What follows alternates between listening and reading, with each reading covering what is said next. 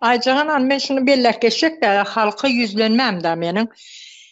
Tuğçe Hanım'ın oğluna neyle azar verdiler sesini ağlap, apa, ene canım sen şu zatlara koşulma deyip ağlap yalvarıp duran sesini dinlendirsiniz. Dinlendirlerim. Şu Tuğçe Hanım bir hiç pes eden neldir? Önce vatan. Oğlum ağladı.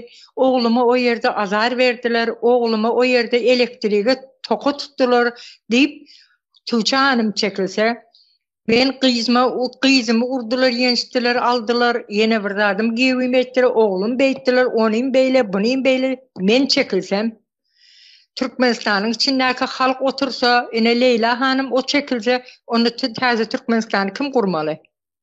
Ya Allah kurup veriyor, biz oturuverel demeli mi? Halkta bir ne düşünce var? Men çekilemek, Tuğçe Hanım çekilenek, halkım çekilmeli der. Bulara böyle Türkmenistan'ın içinde şu an korkuyordurlar. Korkmalı değil. Biz korkumuz ağa. Bize diyorlar da siz diye yüzünüz yapık. Biz işte olunsan yüzümüz yapık. Siz diye dışarı yurtta gezip görsünüz diye arkayını yepleyebiliyorsunuz. Biz yepliyiz arkayını dışarı yurtta. Bizim hem çağalarımız var. Çağalarımıza azar veriyor deyip bizim korku oturup bilirdik. Türkmenistan içindeki halkım korkmalı değil. Olurum çağalar için, vatan için görüşmeli. Çağalarının geleceği için görüşmeli.